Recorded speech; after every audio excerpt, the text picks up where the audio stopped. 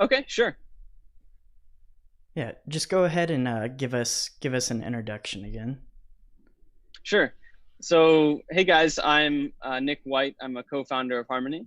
And for those of you who don't know about Harmony, we are a proof of stake sharded blockchain, and actually the first proof of stake sharded blockchain to go live. And why that's important is that those are two of the most cutting edge frontier technologies within the blockchain space. And they enable us to really achieve a level of scalability and user experience that other blockchains haven't been able to previously.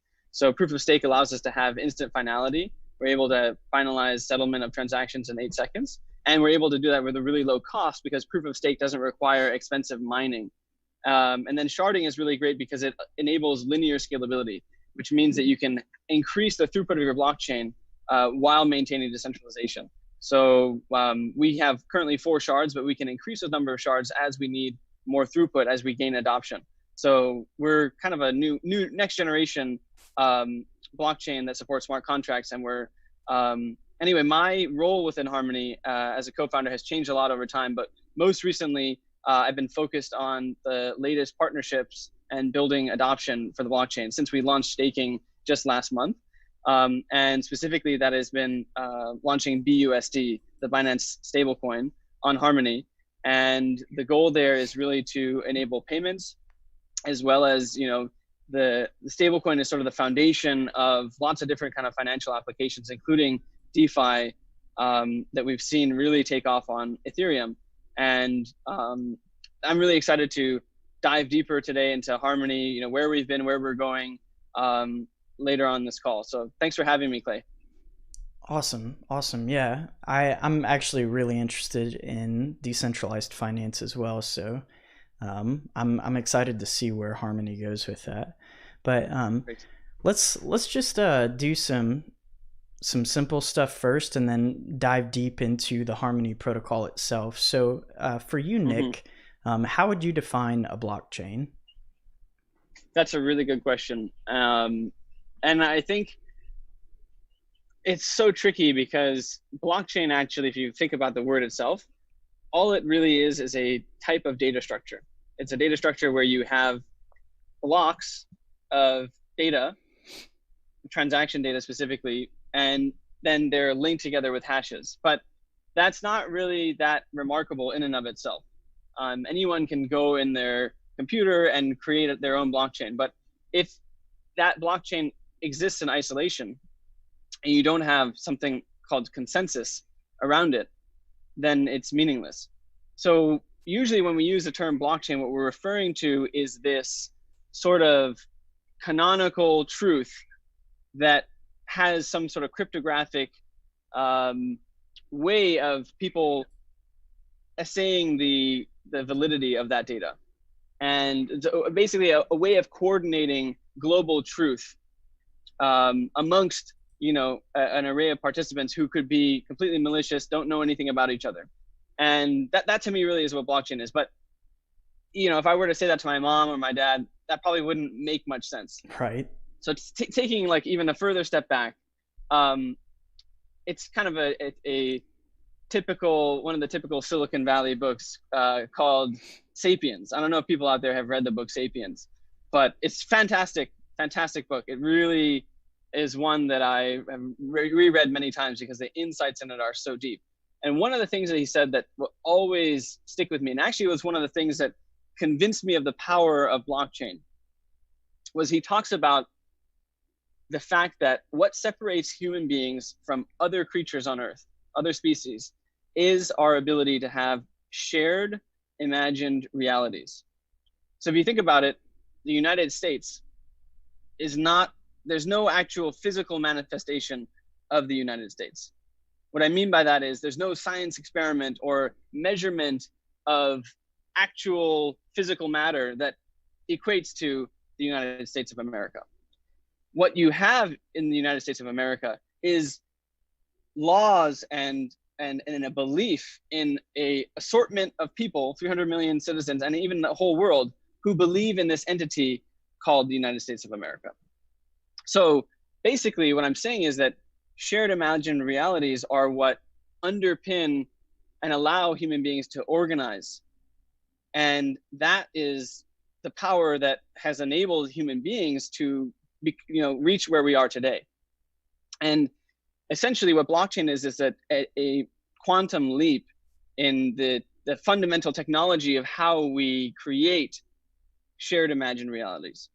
We've had other quantum leaps in creating the rule of law, in creating things like the limited liability corporation, all those kinds of things. But we've kind of now reached a point where those institutions and that infrastructure is potentially not enough to scale to a global level. And what blockchain really offers is a way for us to scale shared imagined realities to the internet, to native to the internet. And that to me is the real power of it. So we can start to have a way of coordinating that is native to our modern world. And that's what gets me really excited. And so, yeah, if you want to ask any more follow-up questions of what I mean, I know that might have been a little bit too philosophical. No, that's actually a really interesting way of looking at it. Like for me personally, I've always thought of blockchains as a distributed ledger where, participants in that network are capable of seeing everything that everybody else is capable of seeing. And because of that, it allows for bad actors to be kicked out of that network due to the fact that everybody else is capable of validating the same exact thing. And I've always looked at it mainly as financial solution to banks, allowing users the power to become their own banks. But I really like that philosophical view of it as well. It's interesting. I've never thought of it like that. Well, if you think about, so that the shared imagined reality is really the most like generalized version of this. But like one of the most critical shared imagined realities in order for society to function is actually money. Right.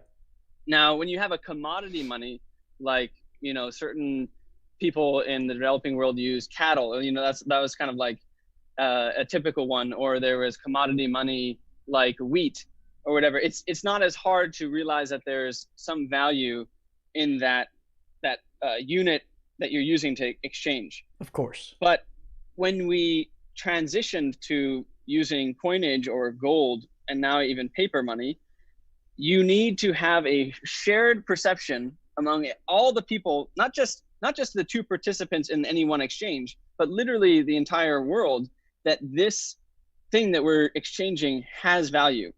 Because I know that when I get that dollar from you, there's other people around the world that will accept it as payment. Absolutely. But in reality, if you go down physically into a dollar bill, there is no utility, there is no core value in it other than the shared imagined reality that it does. Right. And so that's also where a lot of people get caught up in trying to wrap their heads around Bitcoin and cryptocurrency is, hey, there's no value and there's nothing intrinsic.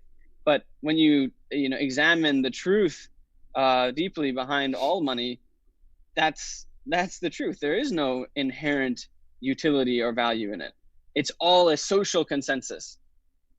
I think the technology itself, it's kind of mind-boggling, like how simple it is, and yet how not so simple it is, like that makes it incredible. I think that's what gives it its value. Like people have always had ledgers, to back up their books, but nobody ever thought, well, at least not until like the past 30 years, of creating something digital that could be decentralized and widespread around the world.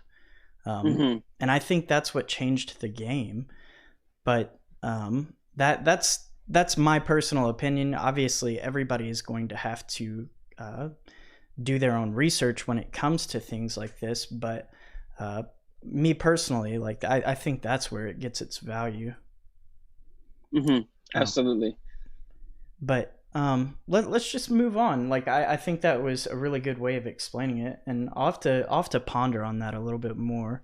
But sure, we should have a follow-up conversation that's like a fireside chat. just to philosophize. I think that's my favorite thing about the blockchain industry is actually that the people that you meet in this industry who are genuinely passionate about it, there's always a degree of a deeper philosophy that motivates them. Absolutely. And that's not just the people that work directly in the industry. It's even the people who are just part-time following and investing or whatever it is they're doing, participating in communities. Everyone has that curiosity, that they're seekers, they're seekers of something different. They're willing to challenge what everyone else takes for granted. Yeah. And I mean, that's me, man. I'm just a part-time investor that just loves the technology and loves the community. So speaking of community, when did you find your way into the crypto space? That's a really good question. So I remember, I'll just a sprinkle of a few anecdotes. I remember when I was, still in college, and I remember hearing about Bitcoin, and I remember hearing people mining in their dorm rooms. I remember talking to my friend's dad who was buying and using it to trade. But I never realized. I remember going to Mt. Gox actually to be like, what is this Bitcoin thing? And Mt. Gox for some reason just really turned me off. It looked really scammy and sketchy, and I just thought this is kind of a dark thing. Like I don't know if I want to be a part of this. Yeah. So I never looked deeper. And then in 2016, I met this guy who had actually been working in the crypto industry, but he had left. They were making some sort of credit card where you could spend crypto. And he told me like, oh, one of the cool things you should really look into is Ethereum. It's like the new up and coming thing. And I never followed up. I never Googled it. I should have like spent like 30 minutes. Even if I had spent that time, I don't know if I would have like figured it out then, but it sparked my interest enough to start reading books. And I read a book called The Industries of the Future by some guy who was in the Obama administration working for like technology, the future of technology or something. And in that book, he mentions 4, fundamental technologies that are going to shape, the next wave of innovation. And he talked about AI, which is something that I was already into. Right. He talked about cybersecurity. He talked about biotech. And then he talked about, the last one was blockchain. And I was like, wow, what is this blockchain thing? Because I hadn't heard blockchain before. I'd heard Bitcoin and Ethereum, but I didn't know what blockchain was as a term. And so I started getting very fascinated, especially coming from someone as legitimate as someone who worked in the Obama administration, right? Right. So I was like, okay, this is something to really be taken seriously. So I started reading books. And the more I read, the more I just started to get hooked. And then it just so happened that a few of my friends from college were working in the industry, and I started reaching out to them and chatting with them. Then they got me on Twitter, and I was following all these things going on Twitter and reading on Medium. And around that time, I moved to Hong Kong, and there was actually a pretty vibrant crypto scene emerging in Hong Kong. I guess it had already been there. That Absolutely. A lot of people from China had moved to Hong Kong for various reasons. So there was a lot of people there to kind of connect with. And, there were these meetups at this place called Genesis Block. If anyone from Genesis Block is listening, they know who they are. And that was a really formative place for me to get into the industry. And kind of through 2017, as I learned more and more and more, I had like a series of revelations, kind of like the things that we were just talking about, that went from just, fascination to realizing, wow, there's something very profound here. And so in early 2018, I decided that, even though I studied AI for, 6 years of my life, this blockchain thing to me was more fundamentally revolutionary even than AI. And that if anything, the most powerful thing was everyone already knew about AI. AI was huge, and AI was already being captured by Google and Facebook and Amazon and everyone. Same thing in China. All these big companies were using AI, actually kind of to me, to the detriment of the common person. And it was just centralizing all the wealth and power and creating a very dangerous dynamic for the future of the world. And I was like, I don't know if I really want to be a part of that. And no one was taking blockchain seriously. No one realized that blockchain to me is kind of like AI and blockchain are kind of yin and yang. And I would rather align myself with this force. Blockchain was just going to decentralize wealth and power. And so in early 2018, I decided, you know what, I'm going to just do this full time. And at that time, I happened to go to this dinner where I met Steven, one of my co-founders. And at the time, he had just been working on his white paper for Harmony, and he wanted to solve scalability. And at that time, scalability was really one of the big Right. questions. CryptoKitties had just happened, and I was really fascinated with this whole idea of proof of stake and sharding.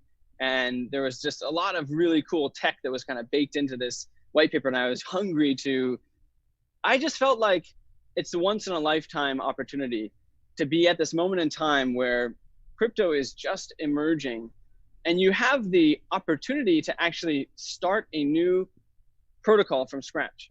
I felt like the window for that was really limited. And I was lucky enough to be in the position to just even try my hand at it. And I felt that that's too big of an opportunity to pass up. And so it was a no-brainer for me. And so I actually moved. I left Hong Kong, moved back to the Bay Area where Stephen was, and the other co-founders, and we just started in his garage. And we were, just hacking and building together for a while before we even moved into a real office. And so the rest is history. That's awesome, man. That's really cool. So that kind of answered my third question that I was going to ask you of how you joined the Harmony team. So it was just a dinner one night with Steven that you guys like started talking about blockchain, and you showed interest, and he saw potential there. Yeah, well, we just were there. It was sort of a larger mixer, I would say, and we happened to sit across from each other, and we were eating some sushi, drinking some beers, and conversation was flowing. And it was really clear to me that Stephen was, really intelligent. He has a PhD in security and compilers. He worked at, Microsoft Research, Google, Apple. He had, previously founded a company that was acquired by Apple. So he was, someone with a lot of credibility. And also, at that time, not that many people really had delved into this space deep enough to really have a knowledgeable conversation about scalability. And there were a lot of kind of pie in the sky, sort of vaporware type of technologies that were being, marketed around. And so it took a real technical mind to be able to sort through that. And I don't pretend that I was necessarily there, but we both agreed on certain things just really not working and being fake, and specifically agreed that sharding was a very promising solution. And I actually gave a lot of feedback on the original white paper and was helping with some of the fundraising on the side before Stephen actually, said, hey, you know what, you should be a co-founder. So yeah, it was just one of those chance encounters that ends up changing the course of your life. That's awesome, man. That's really cool. Like I like stories like that where like I don't know, like with things like that, I feel like in this space a lot of people are just greedy and looking for that quick buck, like you talked about all of those projects that kind of just ran off with ICO and IEO money that was just presented vaporware. But it sounds like you're really into this idea of what blockchain is, and it sounds like you're invested in this. Absolutely. Honestly, it's so challenging what we're doing. Building a new blockchain protocol. I have to give it to Satoshi. I have to hand it to him because, a lot of the groundwork has already been laid by Hell yeah. cryptocurrencies like Bitcoin that actually were the real pioneers. Yep. We wouldn't be taken seriously. We wouldn't be able to attract a community. Wouldn't be able to raise money at all if it weren't for all the projects that came before us. But at the same time, man, it's still so hard just to get this done. The technology challenges are real. You need A-game engineers, and you need to understand some of the most cutting edge stuff, just on a technology standpoint. And then there's just so many different, it's so complicated that to test it and make sure that it works it's almost as hard as even just building the code, or the original code base. That's just the technology. And then on the other side, you have so many business things to worry about, whether it's regulation, whether it's adoption and use cases, or, just building a community and managing a community. Right. It's all just it's the most complicated. It's like I envy people who do a startup that is just like, hey, we're building an iPhone app that does this and that's it, because everything is so much more measurable and so much more well defined. Yeah. In blockchain, starting a new protocol, there is no playbook really, and there is no. It's very hard to delineate between users and stakeholders and your validators and your community, and I don't know, it's just everything is so new that you're constantly just kind of having to invent it as you go. But that's also why it's so thrilling and why I'm so passionate about it. But basically the short answer, you said, you must be very passionate about this, and the answer is absolutely. I mean, I wouldn't be doing this right now if there wasn't a deep passion and motivation underneath it, because it's overwhelming. It's really hard, but really rewarding. Awesome, man. So, let's go ahead and start talking about like Harmony itself and the protocol and what you guys are working on currently. My first question is going to be, what is Harmony doing to stand out above the crowd? Because you talked a little bit about Ethereum. Obviously, most people know sharding from the Ethereum Foundation. They I believe they were the first ones to introduce the idea of sharding. I could be wrong about that, but they have been studying scaling solutions for the past 3 years, and I believe they were the first ones to introduce the idea of that. How do you guys plan to stand out above something that is so large like the Ethereum Enterprise Alliance? Yeah, that's a good question. So actually, I don't have 100% confidence in this, but I think the first people to introduce sharding in a blockchain context was actually the team at Zilliqa. I think they wrote a paper called Elastico. And then there was also another team called Chainspace. There were a lot of people kind of talking about it before it really became really mainstream. That said, I will credit the Ethereum Foundation with being very early to pick up on that and hone in on sharding as a very viable route for scalability. So the question is really like, what are we doing to stand out from these other protocols? And that's a really good question. So first of all, I want to start with the protocol's features. Like at the end of the day, what we've built is the infrastructure. It's kind of like a utility, like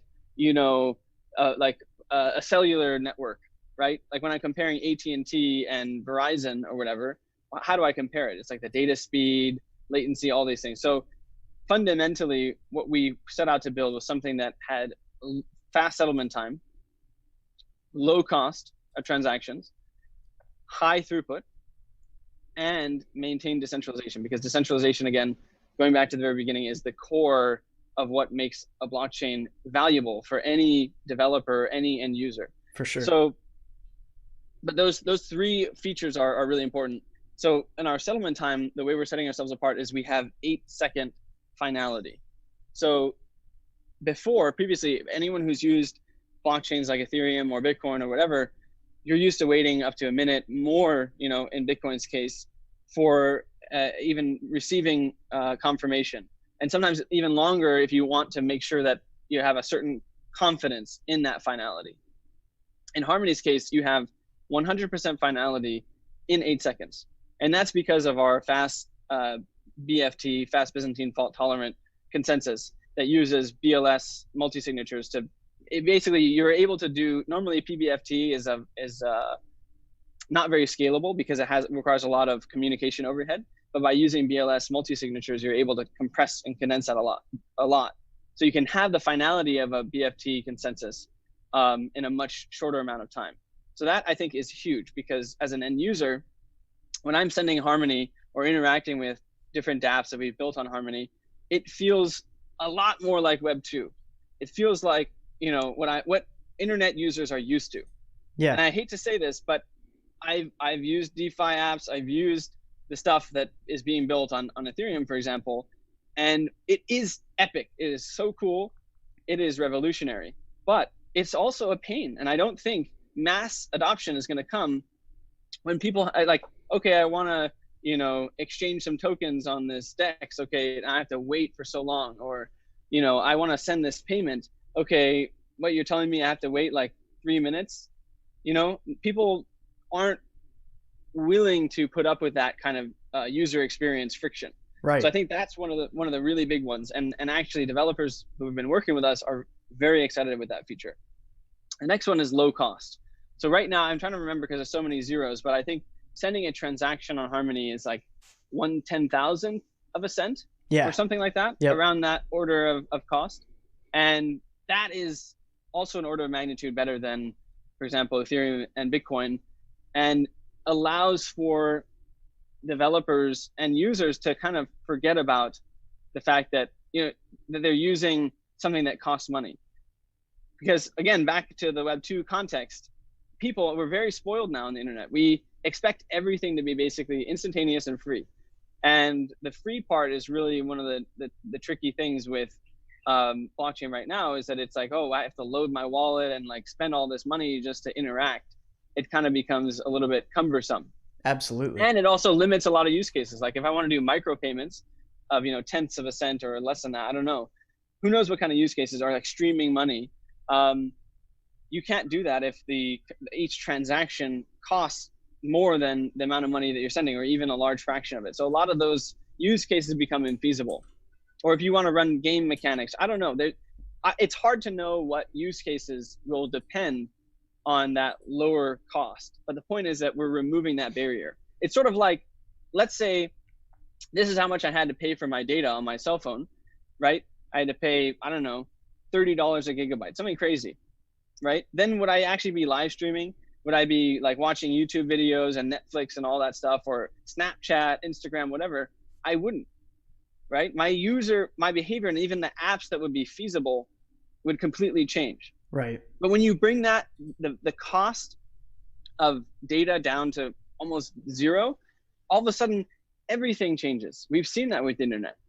It's so different. The internet is such a different place now than it was when it started because of that exact thing. Data has almost become free. So that's where we're trying to go. We want to almost make it free to use a blockchain. And then the last one is throughput. And we need to do some more throughput testing to really give a concrete number. But we did a throughput test back in the very beginning when we were running a large test net of 40,000 nodes. Right now, our network is only 1,000 nodes.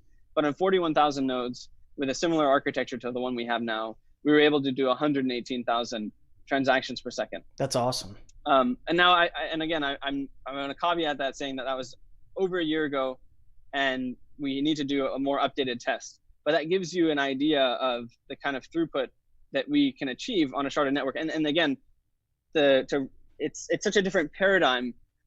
People think about throughput on a blockchain being a static number, and it has been static in the past. Bitcoin, you can do 7 to 10 transactions per second.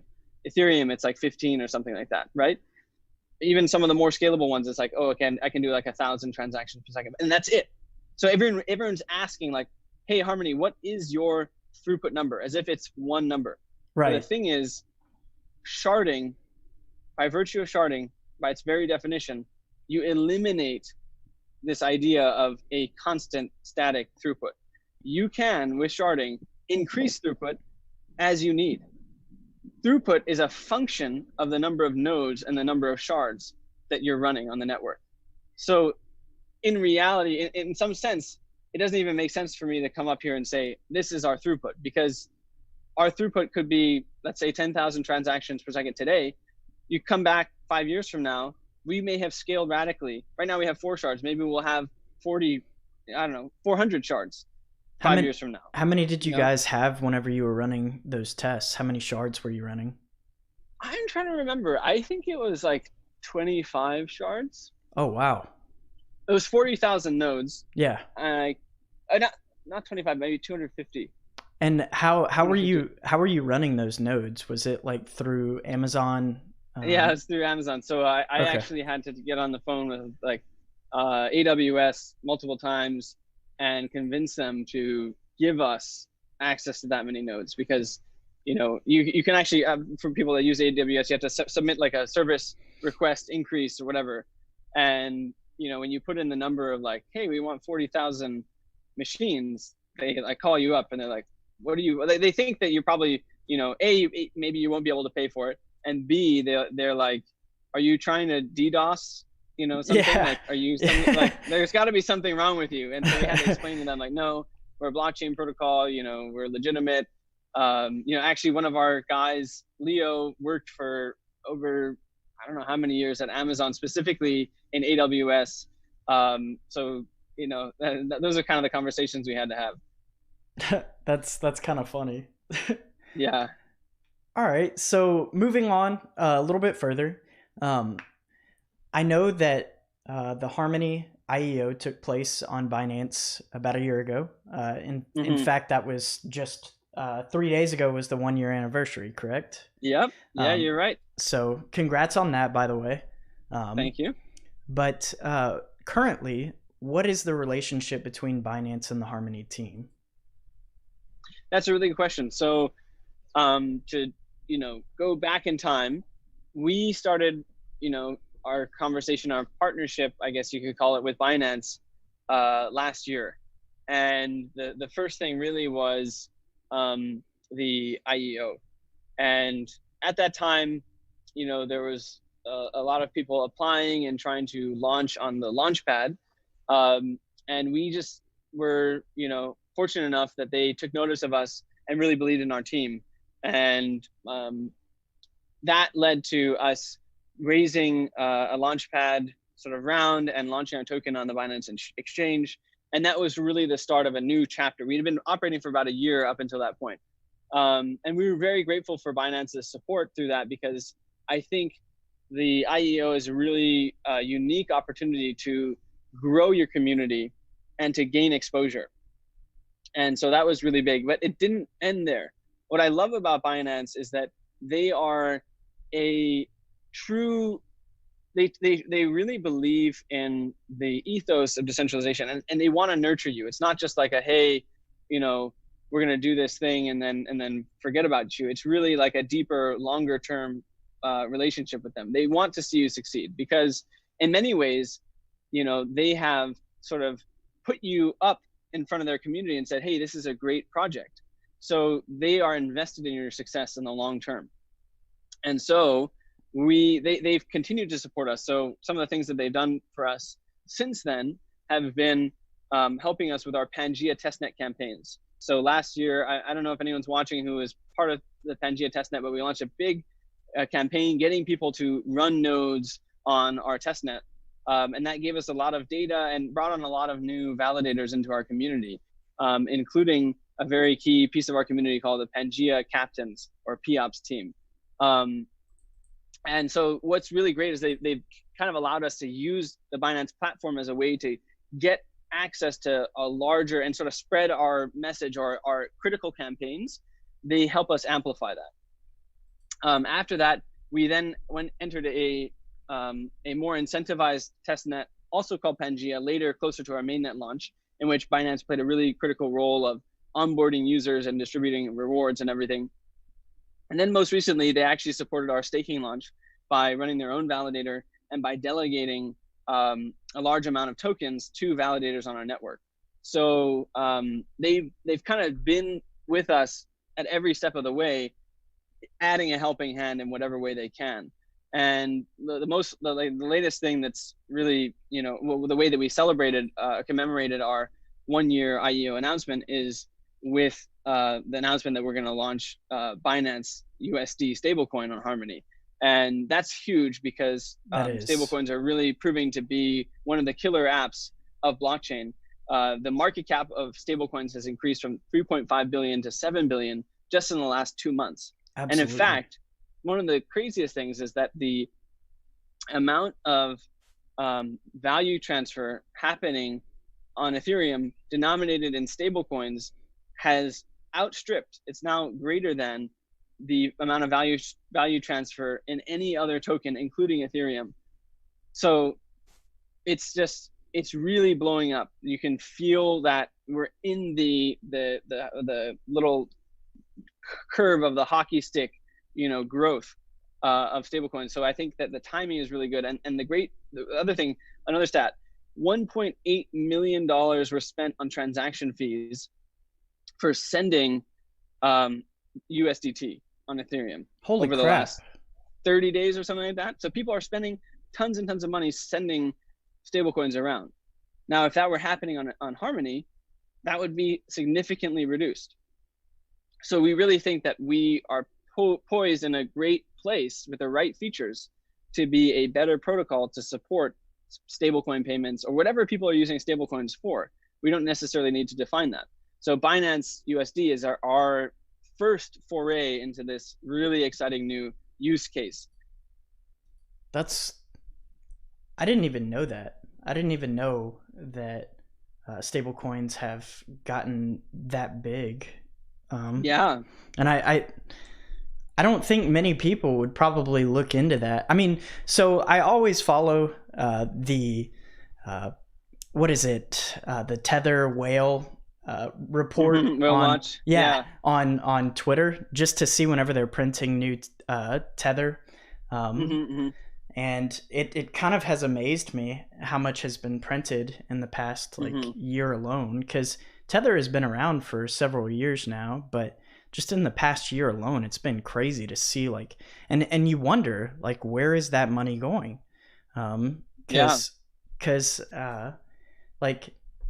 everybody in here probably knows that we've been in a bear market for the past couple of years. So where is that funding going? Really interesting stuff there. Really cool. Yeah, and the thing is that we don't necessarily really know all how people are using stablecoins. In some sense, I think one of Tether's killer use cases, especially during bull markets, is people use it as a way to kind of trade in and out of US dollars without having to cash out. So that was, I think, one of the things that caused the growth of USDT. But I think more recently, especially if you think about the timing, the concurrence of the growth in stablecoins from 3.5 billion to 7 billion in the last 2 months, and the fact that that's exactly when we started entering this sort of financial crisis, or the pandemic really impacting financial markets, I think that that's telling us something.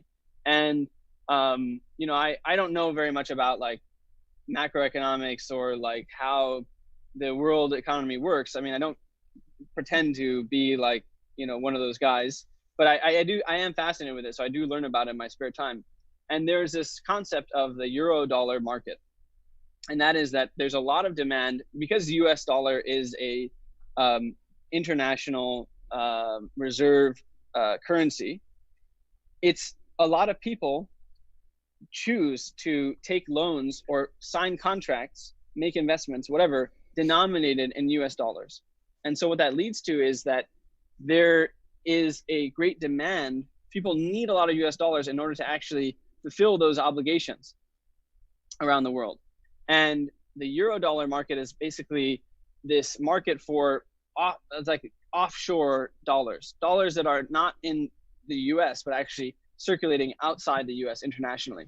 And if you trace back the origin, it started I don't know if it's the late 19th century or early 20th century. But basically, I think what we're seeing is the birth of something different, but similar, which is the crypto dollar. It's satisfying this demand for US dollars, the people that want access to it, but can't necessarily get it in other means. Right. And so people want to get access. They want exposure. Even let's say that I'm just someone in Venezuela who I don't believe in my own currency. I'd rather have US dollars. Or I'm in, I don't know, some other country where I feel like there's a devaluation happening, or I just feel safer holding US dollars. Maybe now the crypto dollar is one of the preferred means for people to access it. So I don't know, but that's one of my hunches. Okay. Your guess is as good as mine, man. I really have no idea where that money is going. I know there are some traders that like to hedge into those stable coins whenever they feel like the market might be dipping, but other than that, I can't really see a use case in the crypto space itself. So actually, well, one of the interesting things that we as a company that's very global and distributed, we have a lot of people who work with us who are in different countries around the world, whether it's Greece or the Netherlands or China or wherever. We have people all over the world, Nigeria even, and actually it's so hard. It's so much easier to pay them in a stable coin or any kind of cryptocurrency than it is to pay them through the traditional banking industry. And so that also could be a use case. Maybe people are actually genuinely using it as payment rails. Because I have to say, actually, we as Harmony are probably one of the early adopters of this, just because we're embedded in the industry and it actually solves our pain point.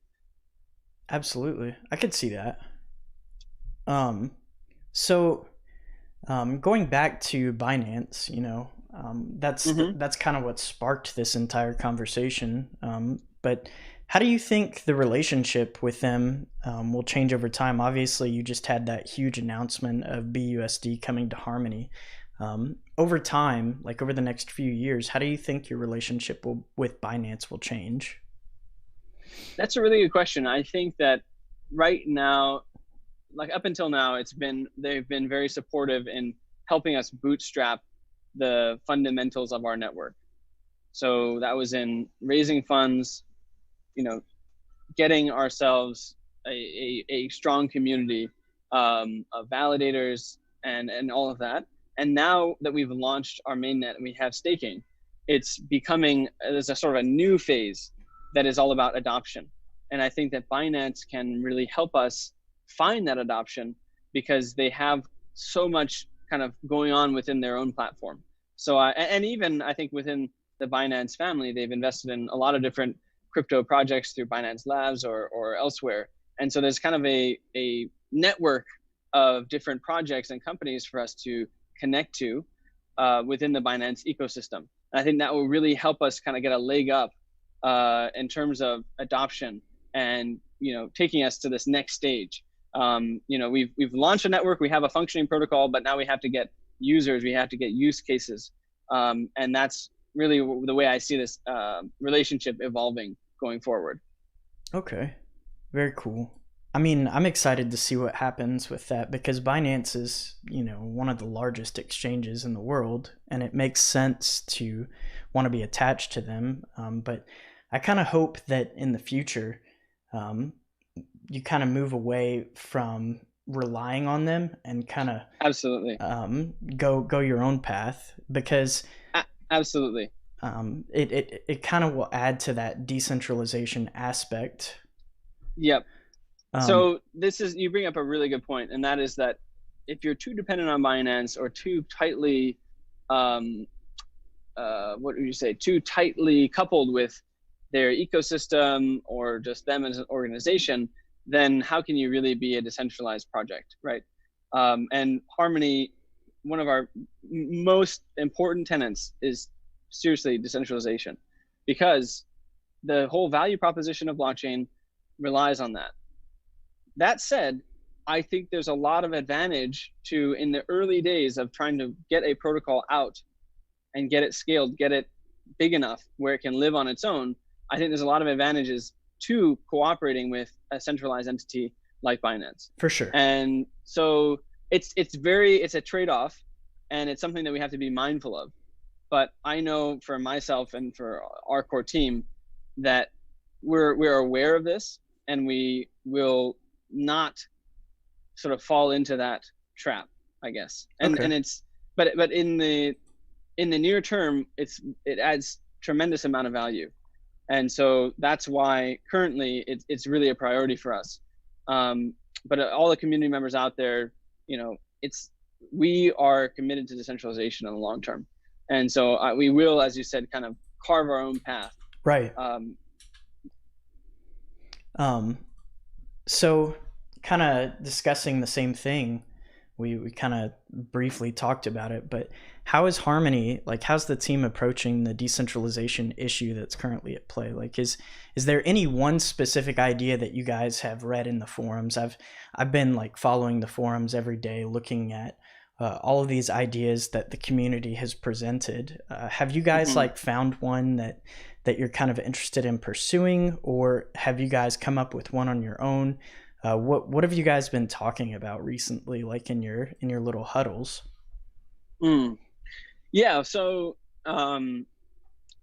it's I think proof of stake networks have a particular challenge of trying to build decentralization. I mean, every blockchain really does. And if you Right. drill down into even Bitcoin, you realize like the mining of Bitcoin is really not very decentralized. A handful of pools own over 50%. So um, it's something that I think the whole industry is struggling with. How do we genuinely achieve decentralization? And one of the promises of Harmony is that because we're sharded, we can have thousands of nodes. And that means there can be thousands of different people who are running their own validator, participating in the network, and earning rewards. And we launched our staking like 2 weeks ago, and unfortunately, as more and more stake has come into the network, it's actually pushed out a lot of the small guys, because now we have 320 total seats for people to bid for and run a validator for. But if you don't have 8 million won at least to make that bottom bid, then you get pushed out. And it's unfortunate. It's an unfortunate reality that a lot of the tokens, there are a lot of bigger stakeholders, and there are a lot of the small guys don't have enough to really get a seat at the table. So we're actively trying to figure out ways of promoting that decentralization to have more validators throughout the network. So one of the big things that we're looking at right now, we haven't confirmed this. I mean, we've done a lot of different changes. You can read on the forum, talk.harmony.one. But the biggest one is to actually double the number of validator seats that are available. And we think that what that will do is it will cut the lowest bid in half, at least, or hopefully. And then the smaller guys will have enough to make that threshold. Okay. And in the long term, I mean, we plan to continue increasing the number of seats as we add more shards and whatever else. So in the long run, that's really, I think, one of the ways to make it more affordable, because right now it's just the cost. Like, I think 8 million won is probably over 20,000 US dollars. And the way we want the protocol to work in the long run is like, hey, you don't have to have that much upfront investment. You can run a node on your laptop. It's very cheap. Right. But in the early stages, we can't get there immediately. And that's the hard thing, is like, in some ways, it's a balance of being patient and waiting for the network to grow organically and let the economics kind of, play out. And on the other hand, it's like, hey, we need to be careful that we're not sort of making the mistake of letting us go down this path, and over time centralization is going to take hold. So it's again very tricky. There's no playbook, but we're really doing our best, making our best effort to make those compromises so that we can stay decentralized for the long term. I think that kind of goes back to something that you talked about earlier. You mentioned, people in today's age want things now and they want things free. Yeah. And yeah. like freedom in this aspect is the freedom of decentralization, right?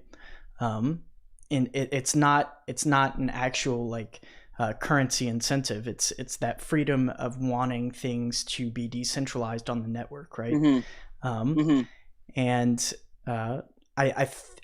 And this is my fear. I think a lot of people will take a look at Harmony right now, because a lot of people are broadcasting about Harmony and like talking about how great it is, and you're going to have all these people that are onboarded, and then they're going to see, okay, this is a centralized network, and they're not going to understand that necessarily that you guys are working on that key aspect, and you find it incredibly important to decentralize the network.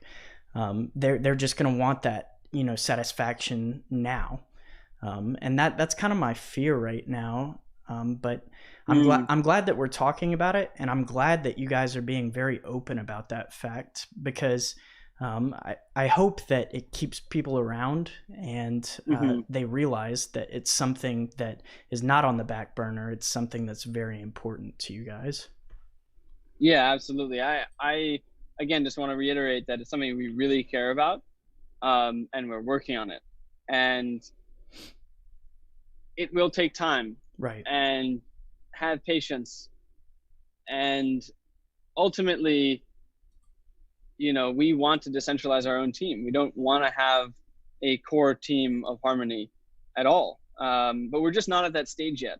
Right. So we're still very early, and we're going to have these issues, and we're going to have to work through them. And we want the community's input. That's why we're posing all these things on the forum and getting feedback. And I just want to stress that we're open. We are already open and welcoming for anyone who has any idea of how to make it better. And we're listening. So you can already participate and have an impact on things that will affect the future of this entire project. Yeah, I'm really excited about that, man, because I have about 2,000,001 right now, like just sitting on the sideline waiting for more seats to open up, and I'll probably pick up. Mm-hmm. I'll probably pick up, maybe double that, just so that I have that extra, added to my validator, so that people will actually Mm-hmm. decide to join and delegate with Mm-hmm. me. But I'm Yeah. I'm really excited about it, man. I'm actually really pumped to run a validator because I've never actually run one before on any. I mean, I guess you could say I ran a Bitcoin node for a while back in the day, Yeah. but I've on any proof of stake network, I've never been a validator. Yeah. Well, so one of the coolest things, and this is what I loved about our community, specifically the POPs that I was mentioning earlier, they took it upon themselves in the Pangea campaigns that we ran to educate literally thousands of people on how to run a proof of stake validator node. And I mean, regardless of the impact for Harmony, I feel like the impact for cryptocurrency as a space is huge. It's so important that more people learn about how this actually works from the ground up. And that really starts with nodes and validators. If we really want this to be a revolution, and we want to be decentralized, not just as Harmony Protocol, but as an entire industry, we need to have thousands, tens of thousands, hundreds of thousands, millions of people who can do this and participate actively. Otherwise, there is no decentralization at all. Right. And so I just love that you are excited about doing that yourself. And that to me shows that you're a real believer in the space too, because there's just something very different, like from, hey, I'm going to dabble in cryptocurrency and I'm going to pick up a few coins, blah, blah, blah, versus, hey, I am going to not only, own this asset, but I'm going to stake it actively and participate, right? That's voting with your feet. That is actually materially, being a part of this blockchain. Your key, your BLS key that you're running somewhere in the cloud or maybe at home is going to be indelibly imprinted on the chain. And that's just, I don't know, there's something profound about that to me. And so I'm really excited to hear that you're doing it. And I'm sure that, you could pick up delegation from your community. And that's what this is about, right? You running a node is it's not supposed to be just a solo endeavor. Right.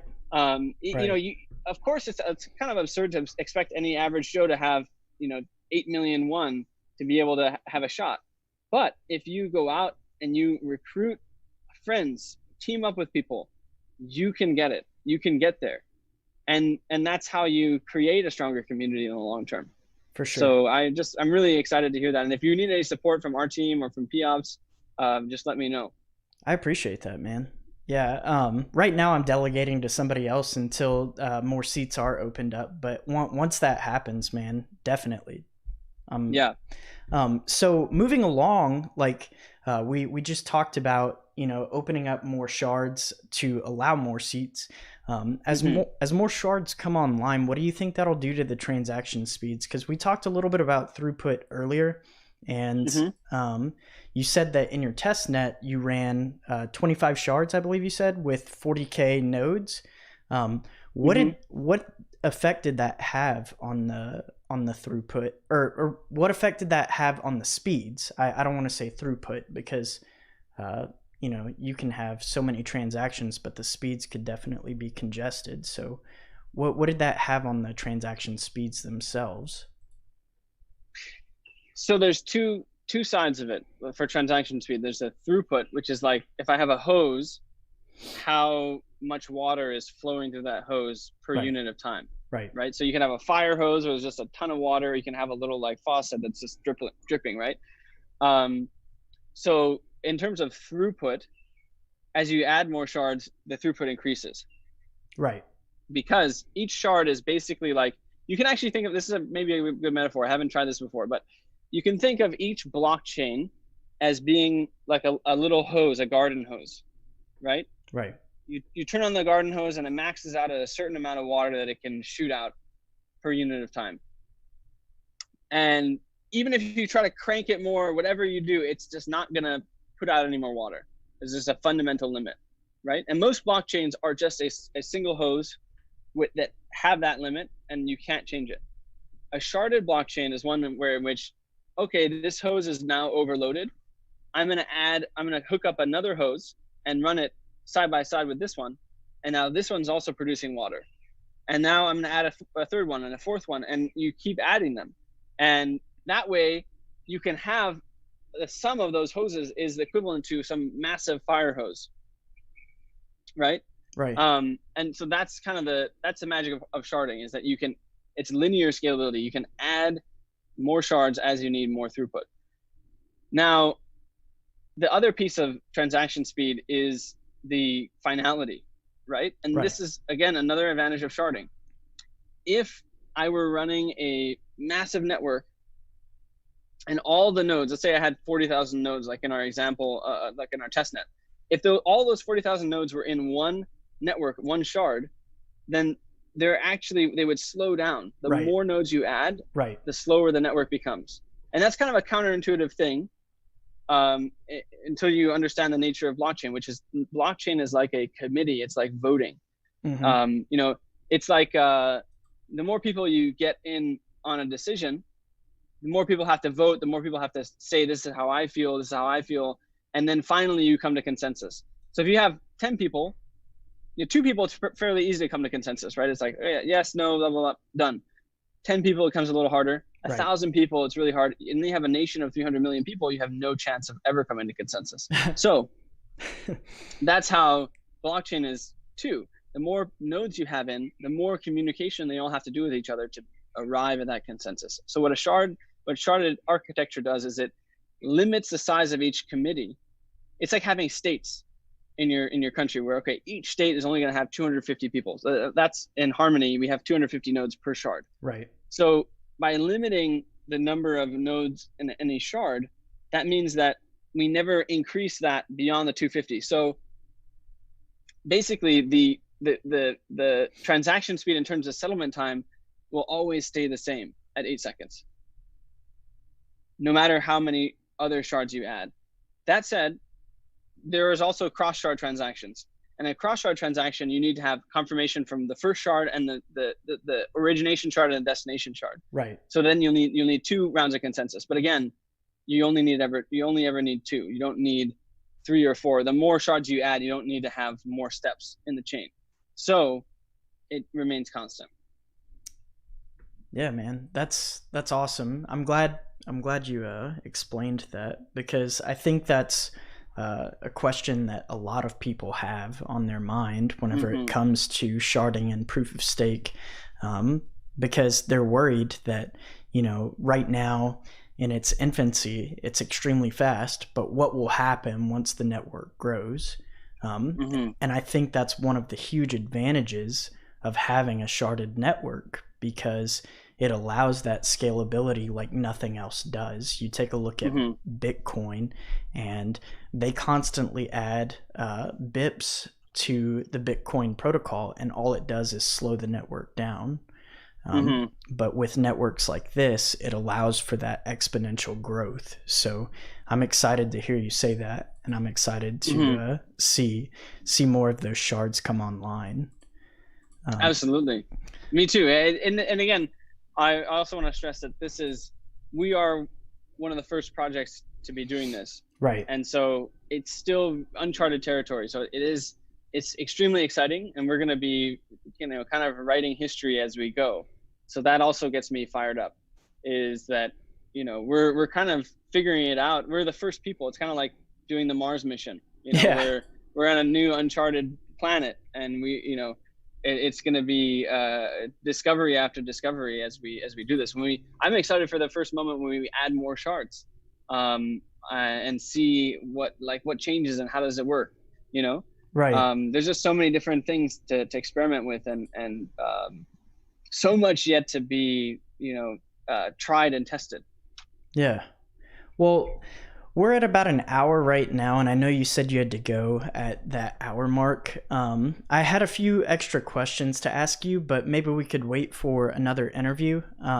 Sure. There were a couple of questions though in the chat that I wanted to take a look at, if you have time for it. If you don't, for sure. Okay. Yeah, I have another 5-10 minutes is fine. That works. Okay. So somebody asked, 88 Mars asked, what is the vision with Harmony? And I think you covered that in the beginning, but maybe you could give a brief synopsis of what you said at the beginning of the live stream. Mm-hmm. Yeah. So the vision of Harmony, at its highest level, is to scale trust. So, going back to what we talked about in the beginning of blockchain being this new paradigm for scaling shared imagined realities through the internet, is kind of what connects us to that. This shared imagined reality is what enables trust, what enables humans to cooperate at a new scale. Now that's, again, very esoteric and high level. What that means in reality is we wanted to create a blockchain protocol that had high throughput, fast settlement time, and low cost, that was still decentralized, because that's the core value prop. I think we've built the architecture for that. And then the next question is, well, how does that become real? How does that become used and adopted? And to be honest, I think that all of the blockchain space is still figuring out and exploring that. That said, we're very, very interested in the emerging sort of connection between blockchains and fintech and DeFi. And that's why in the early beginning of the call, we talked a lot about stablecoins, and specifically this most recent launch of BUSD, the Binance stablecoin, on Harmony. Because we think that, one of the biggest pain points within the current world is people not being able to trust each other when it comes to financial transactions. And I think there's a huge demand for something that's more efficient. And we're already seeing that in adoption of stablecoins on Ethereum and other protocols. So basically, the long story short is there's still a lot of experimentation, and there's a whole new design space that gets unlocked with a next generation blockchain like Harmony's. But one of the areas that we're most focused on exploring right now and receiving validation is fintech, DeFi, and specifically stablecoins. So that's our near-term vision. But the long-term vision, of course, is very broad and very deep, of scaling trust, because that's really the what blockchains are for, what they do, what they enable. Awesome answer. So Bitcoin Kyle asked, what's the point of having seats anyway? Yeah, so that's a very good question. So in fact, one of the community members, I think, asked, they said hey, why do you even have a limit of 320 seats? Why can't you just make it infinite? Why can't anyone above a certain threshold, let's say 1,000,001, get a seat? And the reason is exactly what we talked about earlier with the way that proof of stake works, is that you have to define the participants in the network beforehand. And specifically with sharding, you need to have, let's say, 250 nodes per shard, right? And if we only have 4 shards, that sets a limit of 1,000 nodes in total. And so, again, the reason you need to do that is if I had a proof of stake network that had 100,000 people all participating, and I just say it's not sharded, then to come to consensus, there'd be so much overhead of communication that that it would just become infeasible to actually use that blockchain. It becomes so slow, right? Proof of work actually benefits from the fact that they don't do voting. proof of stake, you have to vote. You have to cast a vote, and you have to hear everyone's vote and add them all together and say, okay, this block got approved. That's awesome because it allows for really fast consensus and it allows for finality. There's all these advantages. But one of the trade-offs is that you have to have a predefined committee. In proof of work, you don't need that. It's completely decentralized in that sense, in terms of like anyone with a mining rig at home can basically find the next block and broadcast it. There's no predefined committee of like, oh, this guy has this many votes and this guy has this many votes. So it's a trade-off, but I think it's one that in the long term will still be beneficial. And I think that proof of stake, that's why we're seeing such a rapid growth in staking networks right. Throughout the industry, is that because of the benefits that they bring. Awesome. I think that answers that pretty well. And then the last question before you got to go is from Lord Voldy 270. He asks, what is the latest partnership development with Chainlink? Yeah, thanks, Lord Voldemort. Sounds like we got a Harry Potter fan. I don't know if everyone saw the whole J.K. Rowling thing. Yeah. She was trolling all of us crypto fans. Yeah. It was pretty funny. That's a good question. So what is the latest partnership development with Chainlink? So last year, we announced that we would be integrating with Chainlink. And to be honest, it was a little bit premature because we still needed to launch our blockchain. And so the integration hasn't happened yet, but I am in conversation with them now to finally, now that we've launched, drive that to completion. So at the bare minimum, it's going to be that there will be access to Chainlink oracles on Harmony. And oracles are really important for adoption in any kind of smart contract use case, because oracles basically connect the real world with the blockchain world. It's sort of that bridge of the truth from, the analog physical world and the digital world of blockchain. So Chainlink, and obviously Chainlink is one of the leaders in the oracle space. Absolutely. So we're really lucky to have this partnership and be able to bring that sort of all those tools and all the things that they've built onto the Harmony network. Awesome. I think that answers all the questions that people asked. Yeah, I'm not very familiar with the oracles that you're talking about. Like I haven't done enough research on that area to talk about it. But one person did ask, why did the one price devalue over 90% in a year? I'm not sure if that's something that you could answer, but maybe I could try my hand at it. Yeah, and unfortunately, due to the nature of our organization, I can't speak. I don't comment on price and other things, unfortunately. But it's just the nature of working in a regulated industry. So yeah, I'm sorry to disappoint for those of you who want an answer, and it's not because I'm trying to hide anything. It's just that it's not really within my purview to comment. Yeah, I'll try real quick. I think that mainly anytime you see a new project in the crypto space, it pumps initially.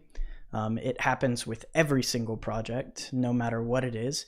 And eventually you see a fall off pretty instantaneously almost. And because we've been in this bear market for the crypto space as a whole, every project has been devalued. It doesn't matter how good the project is. We've seen every single project go down in value. And that's not to say that Harmony is doing anything wrong. That's just the way the market has played out recently. And there's really nothing the dev team can do about the price of it as a whole. So I wouldn't worry too much about the price at this point. It's still very early. And I encourage you to keep looking at the tech that they're actually presenting and not necessarily the price. Thanks, Peyton. So I don't want to take up any more of your time. There are people asking more questions now, but like I said, I don't want to take up too much of your time. I really appreciate the time that you've given us. Thank you so much for coming on the show and answering my questions and some of the other viewers' questions. Really appreciate that, Nick. Yeah, me too, Clayton. I really enjoyed this, and I wish I had more time for the community questions. I'm happy to come on another time and chat. Um, and I mean, Clayton, you've come to our community calls. We have them every Thursday at 12 p.m. Pacific time. So anyone who's awake during those hours, we hold them every Thursday. So tomorrow at noon, we're going to be hosting our next community call. So if you want to get to know us better, you want to ask more of these kind of questions, I encourage you guys to join. And yeah, I look forward to seeing you guys there. And thanks again, Clay. This is an awesome conversation. I really love that we can be broad and then also bring it back to reality and specifics about Harmony. So this has been a fun conversation for me. For sure. All right, man. Well, have a good evening, and I hope that the work that you're taking care of this evening helps bring the community together more and helps the project grow. So thanks, Nick. Yeah, thank you, Clay.